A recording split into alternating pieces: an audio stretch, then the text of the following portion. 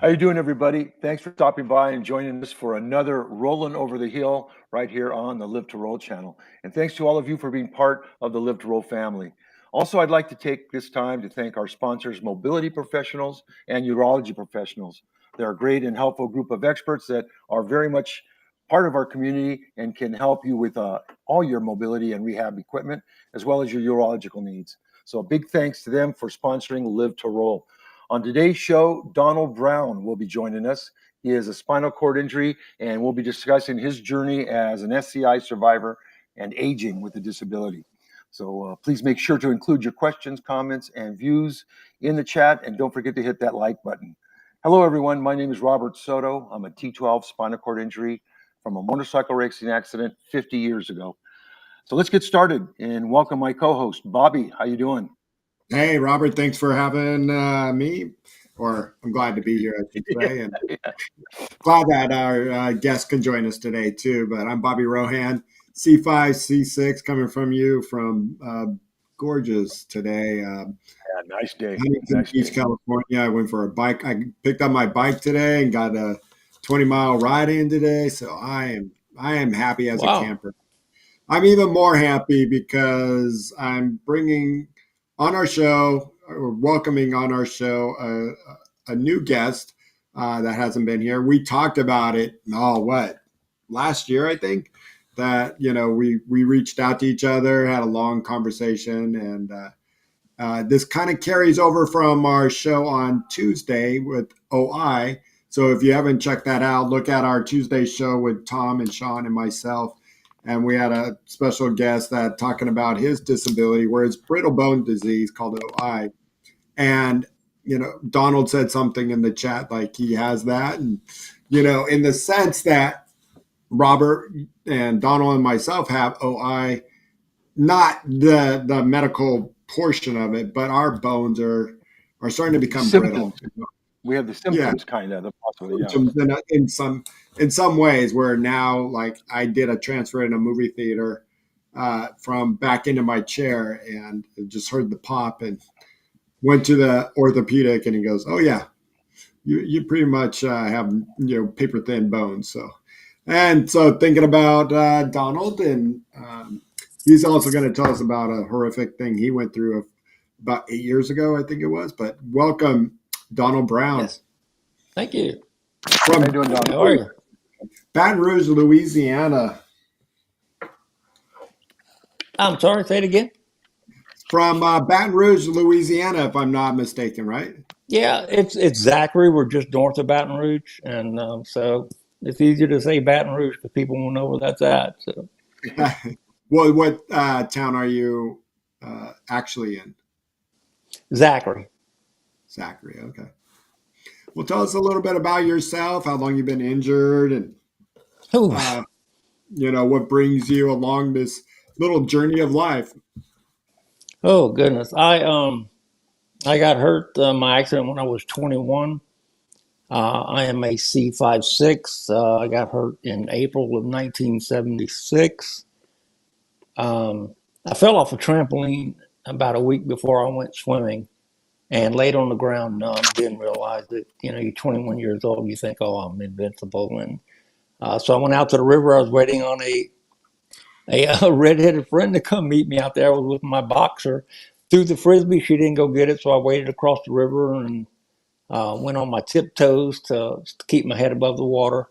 Climbed up on the bank, dove off a log about 4 feet above the water, and went numb on impact. And I was coherent underwater. Saw the sand, the gravel, everything, and eventually woke up on the beach. And so, wow, if you don't mind me just asking, so you're pretty sure it was from the trampoline fall, and then it happened 10 minutes later, half an hour later? a week later. Oh, a week later. Wow. Yeah. Wow.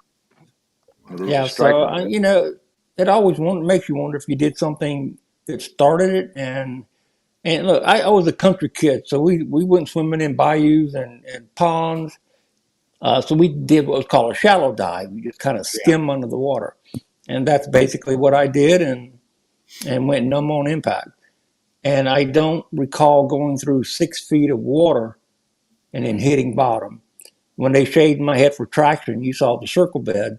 There wasn't a bump, there wasn't a scratch, there wasn't a bruise, there was nothing to indicate hitting a gravel bottom hard enough to fracture my C5-6. Yeah, the ground. I mean, those kind of streams and rivers and that kind of are pretty soft. And I used to do that in Oregon when I was a kid. I remember the skimming dive. Yeah, you always had to you're not going down because you don't know how deep it is. So skimming. Yeah. And like I said, I had just waded across, so I knew there was nothing there. And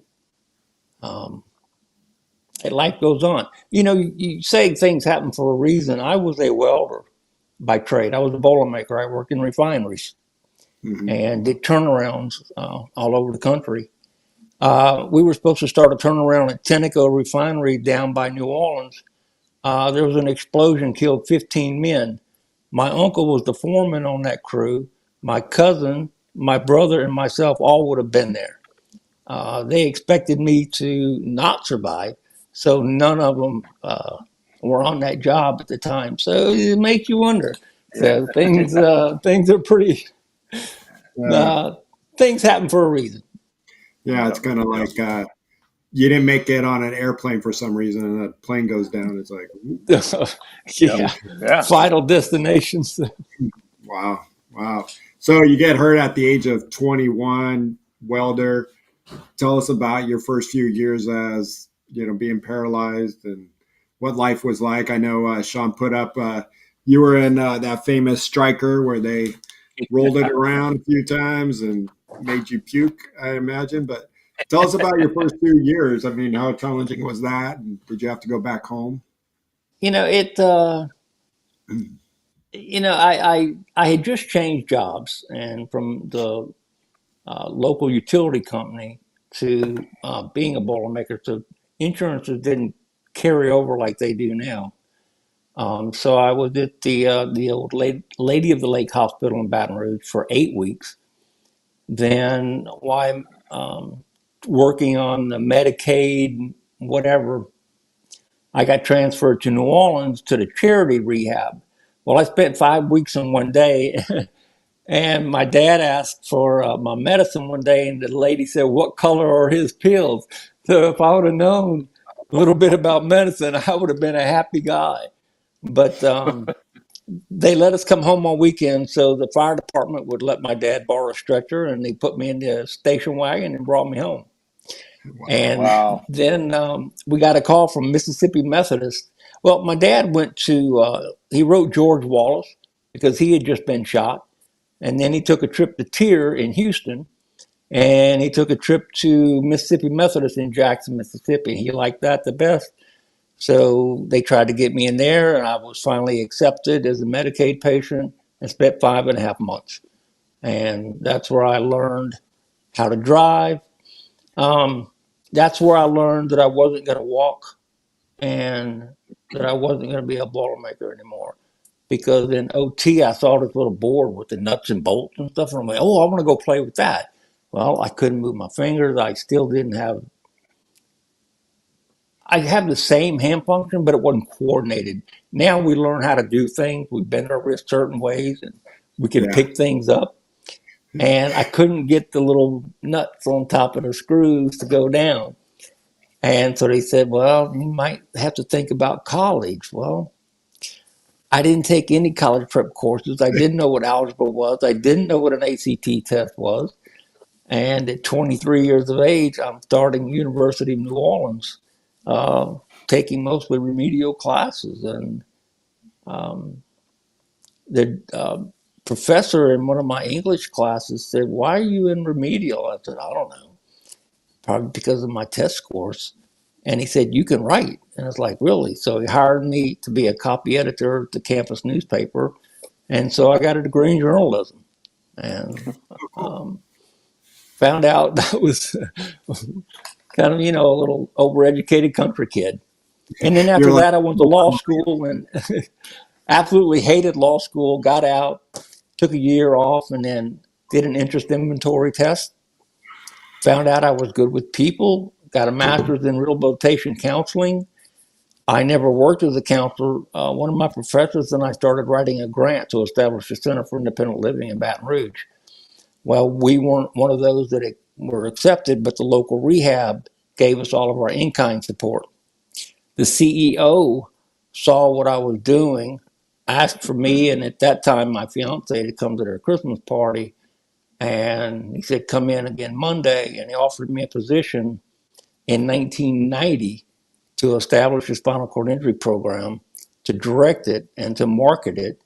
And instead of making $18,000 a year as a counselor, I was hired at $43,000 in the medical field in 1990. So I'm like, okay. Yeah. Yeah. You're like, when, Donald, you when sure you I'm didn't want to sitting, be a counselor anymore? Yeah. really, Well, you know what? I mean, You're that's you're the right. first big. I'm sorry. You're right. When you said things happen for a reason. I mean, it just seemed like it just was progressive for you just to do what you're doing and to accomplish what you Mhm. have. It was meant to be. Yeah, it was. I know my dad and well, she's now my ex, were waiting at Burger King for me after that first meeting, and I told them when I was in the office, and Chuck told me what the pay was going to be. I was like, please, just screw my jaw shut so it doesn't hit the floor. So I didn't. I had no clue that it would be anything like that, and so it was. I had a really good team, and it was a very, very valuable experience for me. What think going back, when you were, going back to school and starting your new job and career with journalism and stuff, what was accessibility like for you? What was, back in the early 80s, late 70s, early 80s, how was your accessibility? How was, we, I think it was 8 months ago we did a history of the wheelchair, and we know Hmm. what the 80s or 70s were. It was those E&J big, belt driven power chairs. So, how was your accessibility back then? And I know we saw your old van with the lift that looked like a 19 maybe 82 Chevy or like a Ford Econoline back in the day. Yeah, it was big. It was a big Dodge Maxi van, but I was in rehab. They said I could push a manual chair, so I had these little, we called them push cuffs. You put on your hand. It had hard plastic, so you could push the quad knobs. Well, that was fine for rolling around the rehab, but the Yeah. University of New Orleans was an old airport and military base. So when the state got it, they put a building on every corner so they couldn't come back and take it away from them. And that was right on the south shore of Lake Pontchartrain. Well, there was no way to roll it to class back then. So I got my first Everson Jennings power chair, and I've been in a power chair ever since. Um, Yeah. that was a 24-volt chair. Before I got there, they told me sometimes some of the old 12-volt chairs, the wind off the lake would literally stop them in their tracks. They wouldn't be able to go. But one of the guys at the dorm was very active in the accessibility stuff. And I mean, I hate, I don't want, to, I love the ADA and everything it does, but this guy wanted a lift on every bus in New Orleans. And I'm like, to me, it was a waste of money to put something on every bus. You put Right. them on major routes and then get some little minivans, or not back then, but some vans that would do some stuff. So anyway, um, it was it was different than it is now. There were no curb cuts. You'd have to have somebody, kind of help you down. And then your wheelie bar on the back of your power chair would get stuck and they'd have to pull and stuff like that. But it was better in the bigger cities than it was, in the smaller cities. What was your mindset like? Was it always, what, okay, I'm paralyzed, don't give up, or I'm really pissed off? How was your stages of grief? Did you have the anger, or did you accept, what was going on? And made the best of it, what we try to do in certain situations. I, I had a dad that, well, my family support was amazing. And I was going to say this, one of the hardest parts about being spinal cord injured in the beginning is having your mom have to take care of you. Yeah. So, to wipe your butt and change your catheter and do everything that was involved. But after 2 weeks at the rehab in Mississippi, the first 2 week evaluation, and they call you in for the family conference, and that's when they tell you you're never going to walk again, and we're here to teach you what you need to know to live what you're going to live with the way you are. If things change and you get up and walk by the grace of God, then at least you'll have this knowledge. And so after that, we all went outside and sat out at the little picnic table. And my dad basically said, "There's not going to be any pity. You're gonna do what you got to do and live." And I'm like, okay. And that's what you do. He always taught us to look past the end of our nose because you never know what tomorrow's going to bring. And so I think it's not that's definitely not what I wanted, but I was fortunate because I had family support, I had friend support, and then when I went to college, I was in a dorm full of quads. So I mean, it was. It wasn't like you were just cast off and you were the only person in a wheelchair. Right. Yeah. Lee in our chat was asking, how long did it take you to gain more independence? I know I used to go around with the little brace that all the little adaptive things they made for you to put your hands in, to pick up a fork or to slide your toothbrush in and all of that. And it was kind of the same with the medicine. When I left, it was like, I felt like I was taking 30 pills a day. And it's like, I don't want to do this. And then I don't want to look different when I go out somewhere. So I don't want to have to bring this little metal contraption and put on my hand. And so, in a way, I think it's good because you just learn different ways of doing things. And so that was a good thing. Oh, that's good. I know back in the day, like you're saying, that there were no curb cuts and things like that. Because I know when I went to school, this was in 74, 75, back to school. The classrooms weren't accessible. I couldn't get up the stairs and all that, so they'd have to get the classroom upstairs and switch it with one of the classrooms downstairs so I can have access. And so there was a lot of things getting used to on that. And I agree with you on family support. And I had a father that was pretty strong-willed and said, "Hey, this is what it's going to be. There's no letting up."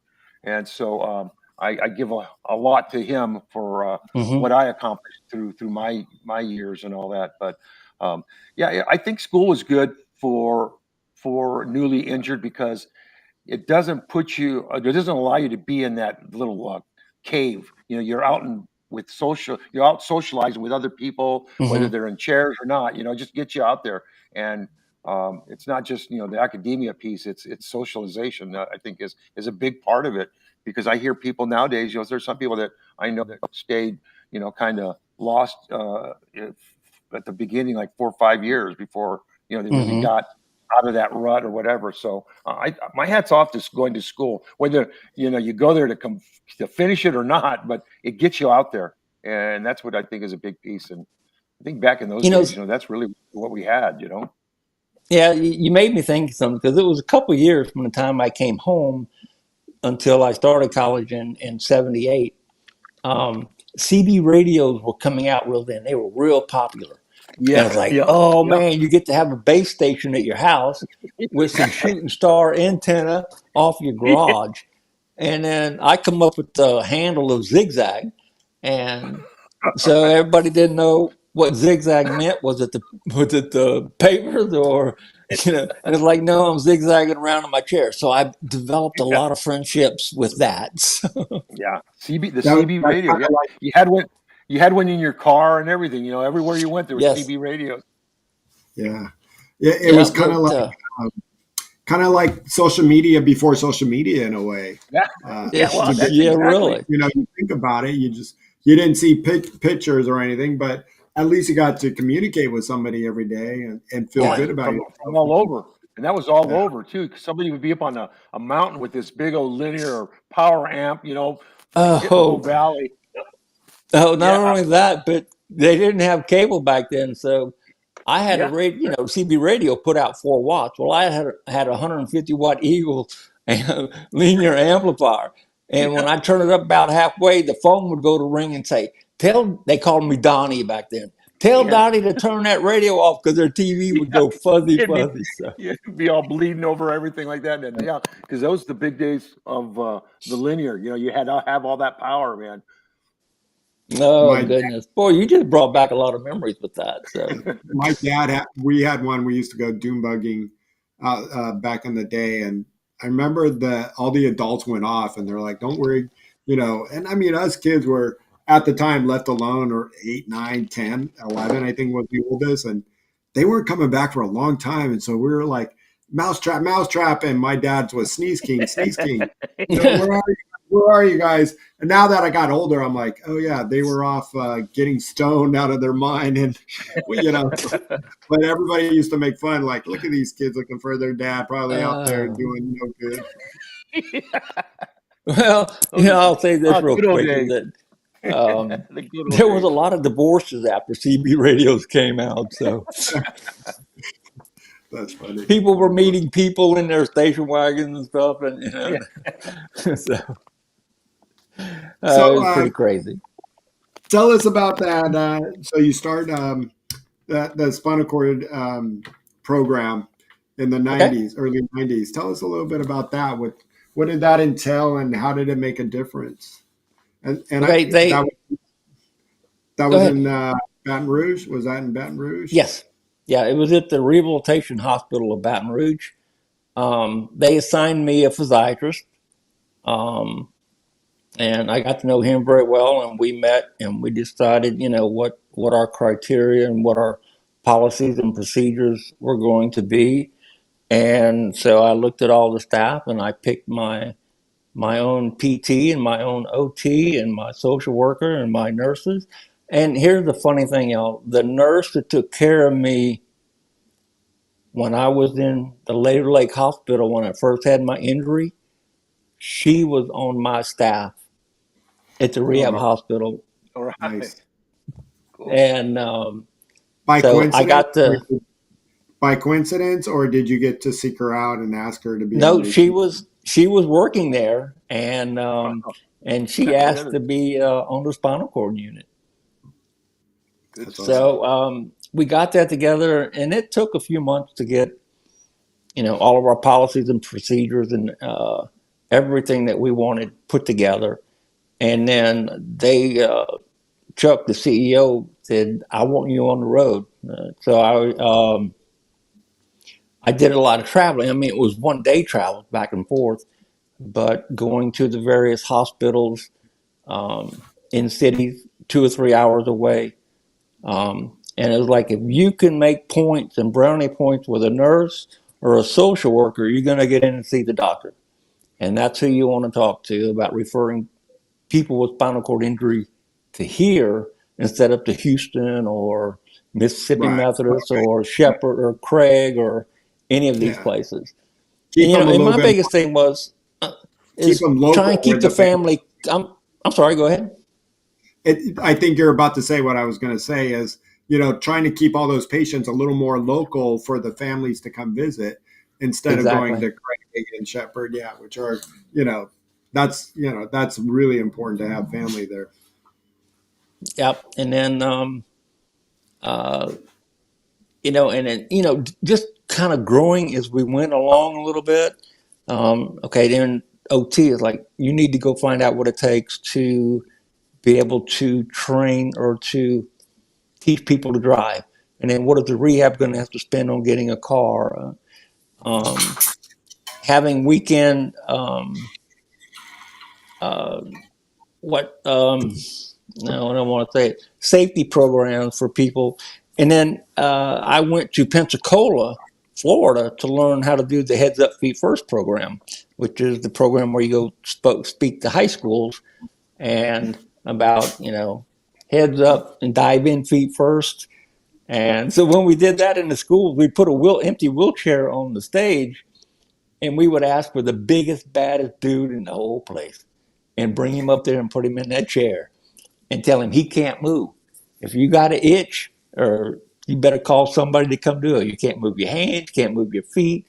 And then the biggest thing we tried to do, we would have a skull, because there was somebody that was with brain injury, and then I was with the spinal cord injured.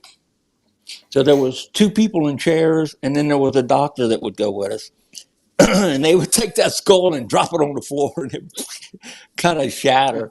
But the biggest message that hit home was, when you dive off that cliff or whatever to impress your girlfriend, and you break your neck and you're in a chair and prom comes along and you can't go, guess what? She's going to find someone else to go with, unfortunately, back then. And you're going to be left without. And you could hear the mumbling in the auditorium with the kids. No. But we did that. We did a lot of stuff with ADA. The marketing director of the facility would reach out. We had two architects that were volunteering their time. We would go to hotels. I mean, local hotels would contact us and say, what do we need to do to make our place accessible? And a lot of times, it just matter of rearranging furniture, except for the bathrooms. And at that time, you didn't have to put an elevator in if you were an old building and it was 2 or 3 stories. But we just did a lot of community outreach and things like that. Yeah. Well, a real quick story. My very first patient came to me from a local hospital, and he was ventilator dependent. He was playing softball, and he had a big hit round at first base and went, oops, I don't think I can make it to second. Turn around, dove back into first, hit his head on the first baseman's leg and broke his neck. So they went in and did surgery. He'd have been a quad about like us. Well, the swelling in his neck started going up. So they undid the surgery, but by then he was basically probably a C3, C4 function. Yeah. And when he came into our facility, ventilator dependent, and at the weekly meetings about him, it was like, well, Brian's gaining a lot of weight and this and that and whatever. And it's like, well, what's his diet and what's he doing? It's like, well, he's got like 6 or 8 Cokes a day, and it's like, cut him out. Let him have 1 a day. Well, Brian hated my guts. Because you suggested it. And a lot of my patients did not like me because they saw what they did not want to become. And in one essence, it's permanently in a chair. Yeah. But after a month or so, and they saw that it wasn't the end of the world, and then Brian and I got to be good friends even after he left the rehab. Him and his family, and I mean, we were really, really close. We hung out all the time, and we weaned him off the vent. He lost a lot of weight. He went back to school, finished his undergrad. He went and got his master's, and unfortunately, he had a lot of problems with pneumonia, and he's no longer with us. But you develop some good friendships along the way. Yeah. Yes. Yeah, definitely. So did you finish out your career as doing that? No, it did that for quite a while. Health South, the rehab hospital was a smaller corporation out of Harrisburg and Mechanicsburg, Pennsylvania. And there was 2 guys that started these rehabs, and Health South, they make them an offer they can't refuse. And they came in and offered, bought us out. So they decided to let all middle management people go, I was one of them.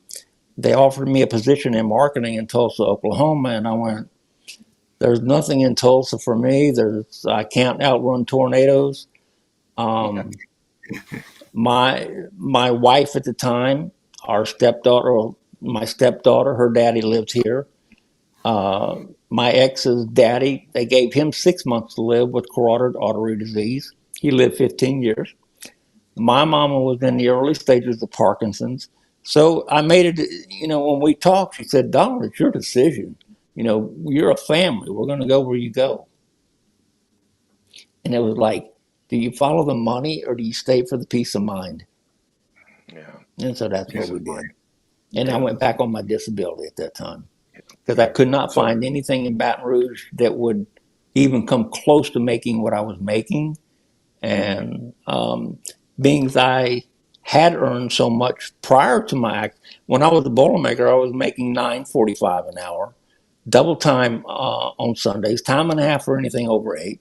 So I was making a lot of money in everything that I did, and I'm very fortunate about that. But I was working my butt off, and so we decided to stay here. And now, since then, I've done a few odd jobs. I worked at Walmart. I said, don't put me as a door greeter. I worked at Home Depot. And I went to work at Walmart because we went to a fishing resort, and they put me on a pontoon boat, a party barge. And it was like, I want one of these. So I was like, yeah. well, I need a part-time job to pay for it. So they put me in electronics with computers, and because I knew a lot about that, and that's what I did. Yeah. That's why I retired last year and I have little part-time jobs. It's because I like a little, some of the finer things that my wife does not really agree, but I'm like, hey, I made the extra money doing coaching or something else. It's just like, okay, can't argue that. Don, I agree, Don. The choices that you have to make sometimes and the peace of mind goes a long, long, long way. it, I know because I worked 40 some years before, and I've been retired now 7, 8 years now, but I did 40 some years and, worked my butt off, did the corporate thing and all that, and finally retired because it's just, I was a workaholic, but I didn't like work. And so I'm kind of taking it easy and peace of mind. I'm all for that. But so you've done pretty well in your world of your working world. But our show is also about aging with a disability. So how was your health from the beginning compared to where your direction is now? Because I know for me, as I'm a para, but I mean as a younger man, nothing stopped me. But now that I'm aging, I'm 70 years old, and my aging and disability are crossing paths. And they started crossing paths maybe probably about 10 years ago, maybe a little bit longer. Uh, you know, you're getting up the days of high blood pressure now, any diabetes or anything like that. This things like that. Right now, I'm currently starting to have some issues with prostate. So it's all kind of coming to a head now as I get older. And so I just kind of wondering how your path has been with your health. I'm 69, and I'm about 7 months away from being 70. Yeah. Health wise, I've done well. Um, I'm lucky. I don't have sinus problems. I've never had a headache in my life. I mean, things like that. But Wow. in rehab, why they taught me this at that dump of a rehab at Charity in New Orleans, they rolled me on my stomach. I still had the soft collar on, and they rolled me onto my stomach on some pillows, so they didn't have to turn me every 2 hours. And the first night, the gentleman that we were in wards, we didn't have rooms back in that place. There was like 20 Yeah. people in there, Yeah. and I had tried to turn my head from this way to this way, and I got stuck. So I mean, I could still breathe, but he finally come around and found me. I have been sleeping on my stomach ever since, bridged on pillows, so my scrotum's clear, my knees are clear. I didn't have to try. I never had an issue with pressure. Well, Lucky. yes, but what I did not know is that it's probably been happening a lot, maybe a lot longer than I thought. But like you said, Robert, 10 years. I look back and I'm like, I'm waking up every hour, every 2 hours, turning my head because I just wasn't comfortable, is what I thought.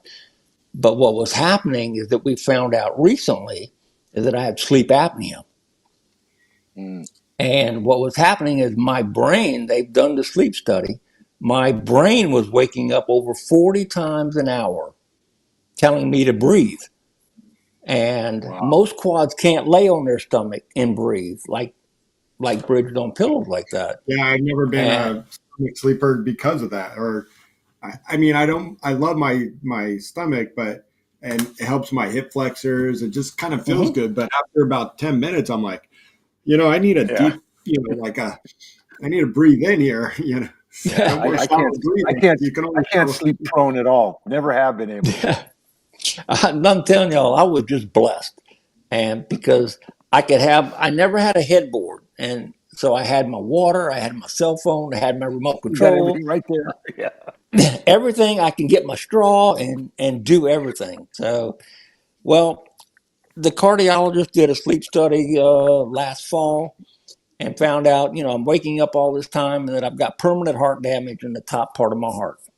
But that if I get on a CPAP, everything's going to be just fine. It's not going to progress, and what I was Yeah. having is not going to be a problem. So what it probably alluded to is that I was having bouts of atrial fib and didn't know it. Wow. And so now, from last November, close to December, I'm sleeping on my back for the first time in my life. And I have a pressure release pad. That was my biggest fear, is that I'm sitting on my butt all day long and I'm going to be on my butt all night long laying in bed. Well, I've still got my queen mattress, but it's on one of these beds that sits up like a hospital bed. And Yeah. I've had low blood pressure for a long time, unlike you. Um, Fortunately, I don't have to take as much medicine now because it seems to level out. But my normal blood pressure is 80 over something. I have not had Wow. any issues Oh. with pressure sores, You're like Shawn. um, but I'm getting. I just had 3 MRIs on my cervical, my thoracic, and lumbar because I thought for some reason last year I started perspiring, get that clammy feeling that you only get when you have AD, and because I've never had that. And I mean, take my shirt off in the evening, it'd literally be damp. And I'm like, I've got to have a pinched nerve or a bulging disc. Something is in my back that's causing pain that I don't know about. And that's what's causing the sweating. Well, I went to the neurologist and we did some stuff. And um, I started looking up and I went, man, I used to take Ditropan when I first got hurt. And so he looked it up and said, let me put you on something else. And oxybutynin. I haven't sweated since the first night he put me on it a couple months ago. Um, so that's Yeah, taken care of. But I've got a lot of arthritis in my cervical Yeah. neck spine from where my injury is, me too. and I've got some fibers in 1 and 2 that look like rheumatoid arthritis up in the upper Yeah. part of my spine. So, which causes a lot of issues. I could drive from here to Disney World, which is 13 hours, no problem. Now I can barely drive to Baton Rouge and back, which is a little over an hour, about an Yeah. hour. Yeah. Yeah. Um, Shawn asked, about your independence as a quad then till now, as getting older.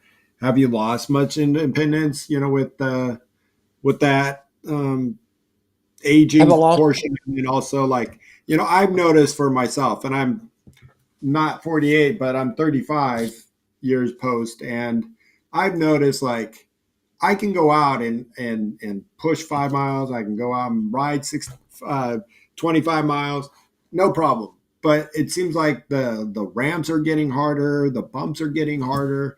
It's the little things that uh, that get me. Is that like you or? Yeah, yes and no. Um, I find, and this is real important. If there's things you want to do, go do them. Yeah, Um, yeah. I've always been while that you have way. a chance, because now at my age, I feel like there's so many things that I have not done, and I'm talking bucket list kind of stuff. But as far as getting up and going, um, I can get up and go. And now I've got a chair that tilts back so I can take pressure off my behind. I can go in there and take a nap. That's I used to think I never want to take a nap. Well, now I enjoy a good nap during the day. That's right. So, Oh, Yeah. yeah. That's part of the Especially plan now. for the day. Yeah, I was never one to get out of my chair during the day, but now if I can get an hour or two where I can get on Yeah. my bed, which is kind of like being on my couch. My couch is just harder to get out of. Just a pain in the ass. So I find that, and I got a bed like it's not a hospital bed, but my head comes up. It's a sleep number. The head comes up so I can enjoy like 2 hours of, I'm going to catch this show I've been wanting to see on Netflix during the afternoon. I'm like, this is great. I love this. Why didn't I do this more often? well, I wouldn't do it, and here's my reason: it's because I need assistance getting in and out of bed. Yeah. I need assistance getting dressed. So that's why I cannot travel alone. If I could travel alone, I think my frame of mind would be more at ease, and that's why, like Bobby, I wouldn't go take a nap. It's because I'm not going to have them put me in bed and get me back out. I'm just not Yeah. going to put them through that. I absolutely refuse. But there's so many things that I always wanted to do. I still want to go to Key West. I don't know if I ever make it, but I mean, little stupid, simple things like that. The Grand Well, Canyon. But if that's the you biggest thing that's getting me. I mean, I'm still going. My heart thinks I'm 39. I know my body thinks it knows I'm 70. So, Yeah, that's right, man. if Mine you is get fine. It's the body. if you make oh, it to and Key West, let me know. I want to join you. I've been dying to see Key West myself too. oh, well, let's go. But and I've never had a weight problem. If I started gaining weight, you know what I had to do? Cut back on potato chips and McDonald's. And now it takes a whole lot more than that Yeah. because I can look at a bag of chips and gain weight, and it's like, man, Uh, why can't I lose it? And my friend yeah. Darlene, she's been my best friend for 20 plus years, and I mean, she is my angel. And she's like, Donald, because you're old. It's like, well, thank you. Yeah. So Yeah. My clothes, I'm not losing weight. My clothes are just getting bigger. I buy them larger there, sizes now. Yeah, I have yeah, this one theory. I'm like, why is the washing machine starting to shrink my pants? yeah. So I You said know, that for a long time. My them little wife was, things called calories in your closet at night, shrinking, eating all your clothes up. So and I'm with you, Angry Quad. I might lay down, but I'm not a nap person. A nap would destroy my sleep at night. And I'm one of those, like, it takes so long to go to fall asleep that once I do, you might as well just call it bedtime, because I just can't get up. Um, uh, the other day, you shared something with me as we were talking about getting you on the show, and you had a big thing happen about 8 years ago. You want to tell us a little bit about that? about 8 years ago, Your car I accident? thought, oh, that the head-on collision. That's that, Yeah. That. That, That. yeah, that was a Yeah, pretty big. that was pretty traumatic. My van was paid for, um, and I still carried full covered insurance. The young boy had a 2000 pickup truck. He was 21, so he's got liability. And at the end of the day, it cost me $30,000 out of pocket to get a new van. My attorney said, "What are you going to do?" So you can garnish his wages, and it's like, I'm not going to garnish a young. It was an accident, and thank God we all lived. But I'm not going to garnish his wages for $50 or $100 a month forever. It is what it is, and it happened. And thank God I had the money in the bank to pay for it. Yeah. My friend Darlene was with me, and she got banged up a little bit. But um, And yeah, so tell us it was rough. So yeah, I went 18 months without a vehicle. That's how long it took to get the van. Bobby, you saw the picture. My legs were stretched out for 6 months yeah. because being brittle, they wouldn't heal as fast. Because he thought, oh man, 2 or 3 months and your leg's going to be just fine. And we don't heal like we used to. And so, what part of your legs did you break? There you Pardon? go. What your legs? What I see probably like fibia, What bones did tibia, you break in your legs?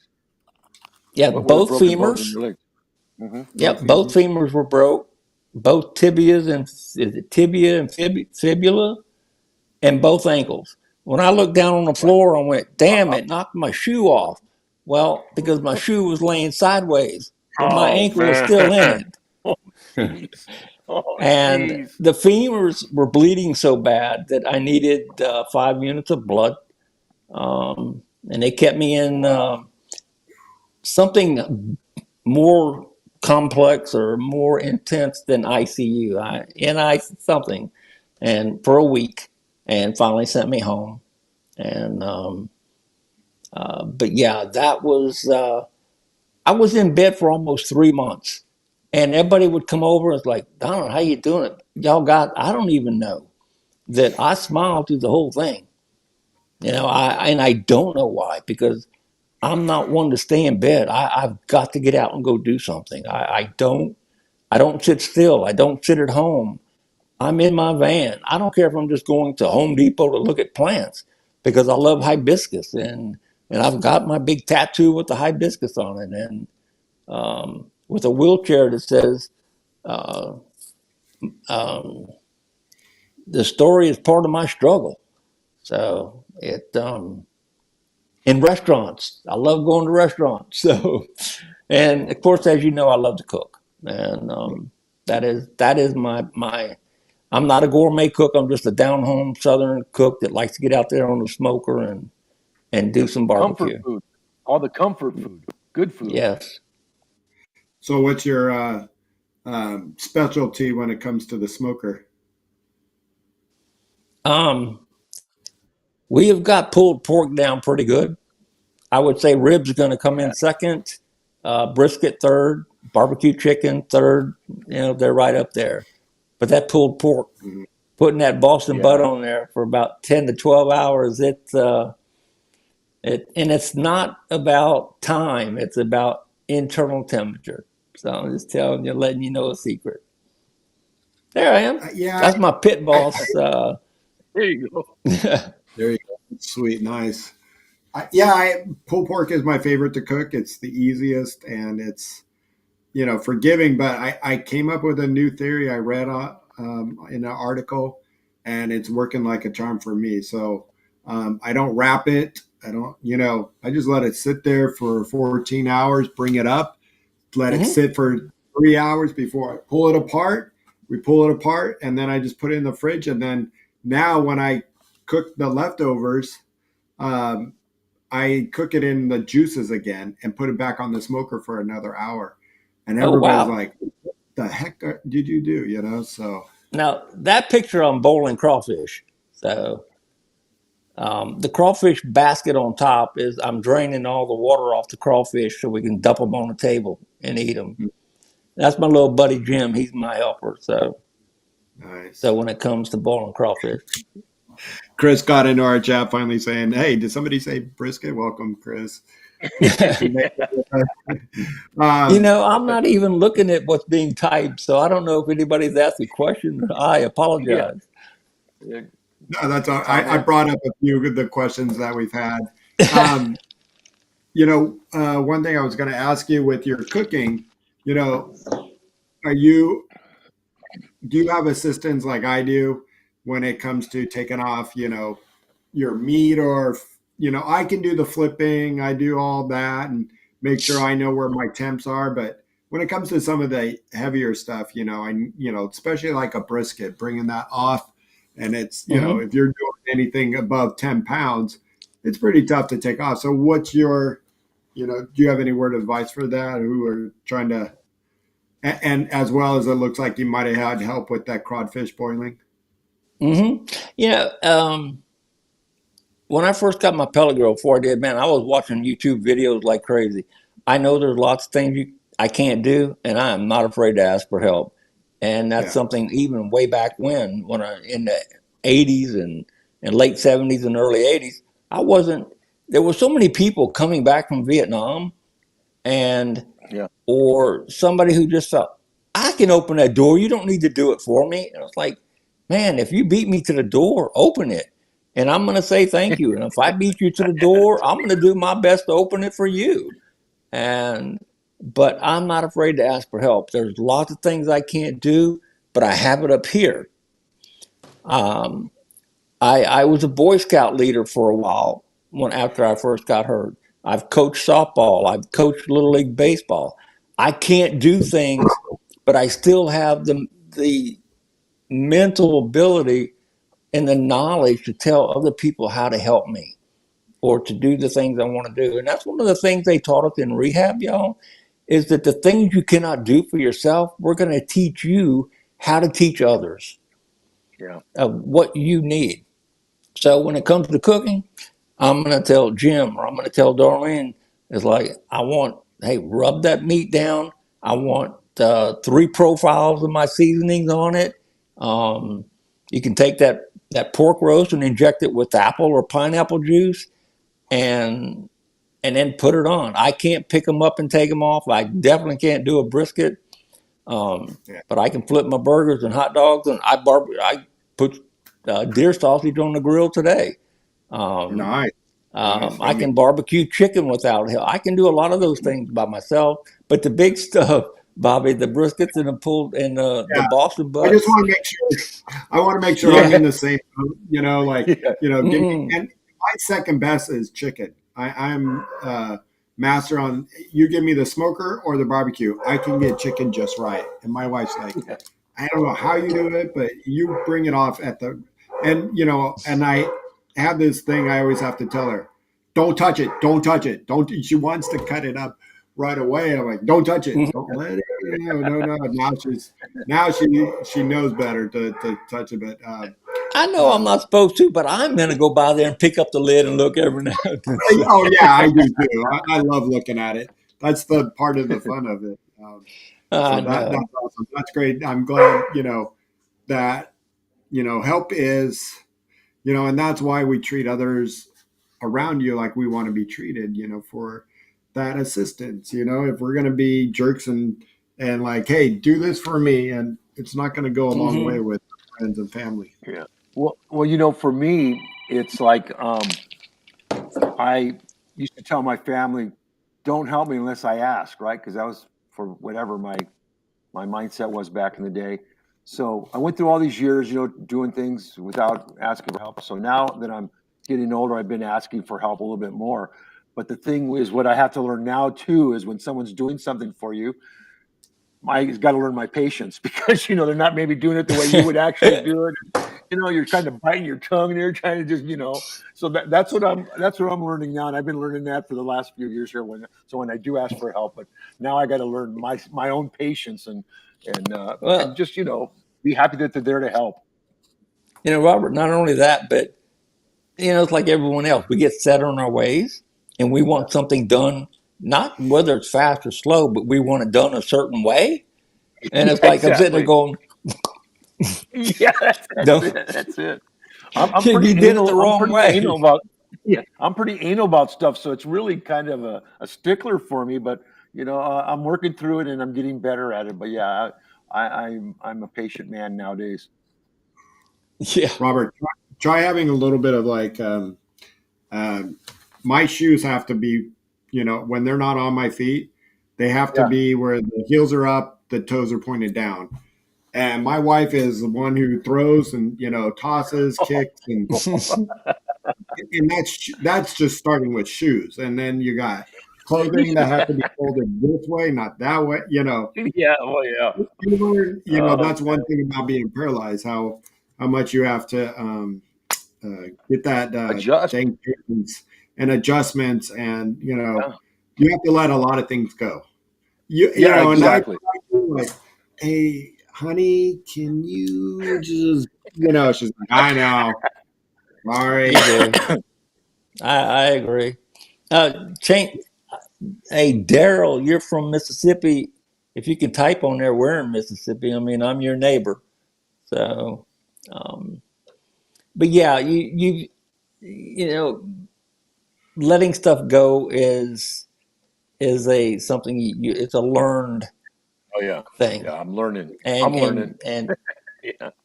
and Well, let it's a me good thing. Yeah. and I'd love to hear from Chris R. what he does about his membrane on the ribs. So I now, like, when I want to do ribs for my membrane, I call the butcher shop. Hey, call me when you're doing your next slab. Take a slab for me. Take off my membrane. Call me. I'll go get them so I can bring them home and cook them up. Because asking others that have never done membrane, uh, you want to get your throat slashed. So now I got the butcher shop. What do you do, Donald? And I'd love to hear from Chris. So the membranes and I mean I know how to do it mentally. I can't do it physically, and I'm sitting there trying to say, just take the butter knife or the spoon and kind of pry under it a little bit. And finally, it's like, look, just take a good sharp knife and score it this way and score it that way. So, and the membrane won't be a problem. So, Yeah, which but I have done that too. When I, find something and I'm like, we'll just, we'll wing it here tonight. So, and then he gets his partner to help him pull up the membrane. That's funny, Chris. And it sounds like Chris said me and Daryl. Oh, our old hunting buddies. Oh, that's cool. So Daryl's from Meridian. Yeah, that's right. yeah, that's about 3.5, 4 hours away. Okay. There, you have to join their. If they go hunting again, you have to join up with them. We got some sponsors. We're wrapping up our show a little bit, but and we're going to do some sponsors. Can I say one more thing? Yeah. Sure. Yeah. And I'm going to let you have the final thought too, but go ahead. Oh, okay. But Oh, go I ahead. as much as I love to cook, that's why Darlene dared me. She's like, "Why don't you become a Pamper Chef consultant?" It's like, "Hey, can you make a little money doing it?" She said, "Well, sure." And so, guys, I am a guy in a woman's world. Could I tell you? So, Bobby, you and I talked about that. I help people have Pamper Chef parties online and help them earn free rewards where they can go shopping and get all this stuff if they want. And I do it for fun. I don't do it for a living. So it's a Right. lot of fun. So if anybody's interested in having a party, let me know. So Awesome. Yeah. that's Pamper it. Chef. We've had a few of their items that make life a lot easier, and there's some items out there that make it easier for quads with cutting up your vegetables and stuff like that. But yeah, So we'll have anyway, to that keep. was it. Yeah. So Robert, you want to give a little Yes, shout sir. out to our shows coming up and our sponsors? And yeah, Sure. if you did watch on Tuesday, Shawn almost took a header out of his chair when we were trying to do Good old something. So spasm. Good old we'll try to spasm out stay of nowhere there. Yeah. Anyway, we'd like to take this time to thank our sponsors, Mobility Professionals and Urology Professionals. Mobility Professionals is a local company here in Southern California that can help you with all your wheelchair and rehab equipment needs. They provide service here in Southern California for the region. Urology Professionals, their sister company is a urology company that provides all your catheters, needs like that, and they'll service you across the country. So any supplies that you need, urological supplies, they're there. So you want to give them a shout out because they're part of the community. They're included in our community, and they're just a great group of people that make you feel like family. So check them out: Mobility Professionals and Urology Professionals. So Bobby, the awesome. shows that are coming up. Yeah, we got next week on Monday. We got Sarab with How Whales, and he's gaming, talking a little technology, and out there just having fun. Next Tuesday, we got Shawn and Tom. The three amigos are back and bringing back another show. That is at 3:30. Sarab's at 5. So I always try to keep it simple because on Wednesday we got Tom back with some gaming. Our gaming on Monday and Wednesdays are at 5. Our Tuesday shows are always at 3:30. And as usual on a Thursday, we're always at 3 o'clock. So next week we have real girl talk, or however you say it. Real girl. Easy for you to say, huh? Yeah. We have the ladies back. Our young ladies chatting away. I don't know what their topic might be, but they're going to be back with us the third Thursday of the month. And then, as always, the first Thursday of the month. And happy Mother's Day to everyone. But check out our Rolling Golden Oldies. They were talking a little bit about motherhood and with SCI. I think all but one had a child after their injury. I think um, not Bria. Juliana had hers before, but they're all mothers with a disability, so check that out. Donald, thank you so much for joining us all the way from Thank you. Louisiana. A pleasure. And, It's a pleasure. and any words of wisdom, 48 years post-injury. Seems like you handle everything. 49, You know, you don't have a lot of pain issues.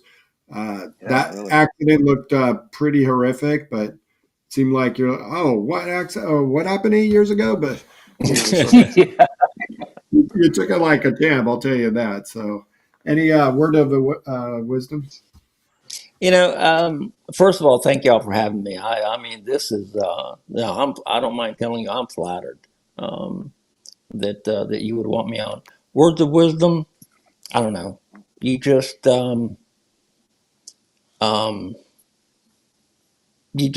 what I used to tell people, you can live or you can die or you can be alive and be dead. And, I um, do. and it's sad, but, I just decided that tomorrow may be the best day of my life, and I don't want to miss it. And I'm just going to keep plugging along, um, and just do every day. It's kind of, I don't accept this. I just make adjustments. Every day I get out of bed, it's an adjustment. I want to put my hat a certain way. I'm going to put my shirt a certain way, and my blue jeans are going on a certain way. So, and man, I just adjust my way right on through life, and that's what I keep on doing.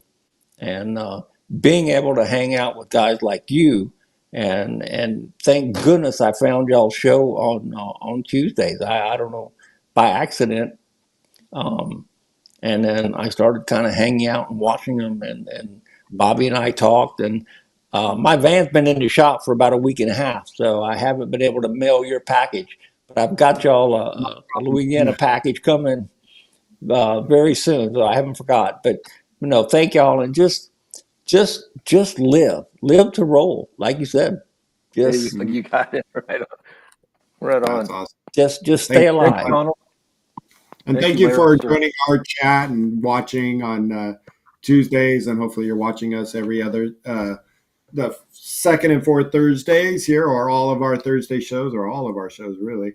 But everybody in the chat, Chris, and we got Daryl and Quad Theory. So everybody, thank you for joining, and hope to be back. We'll see you on Tuesday with the other boys. So with All right. that, live to roll. Have a great Live to weekend. roll, And happy everybody.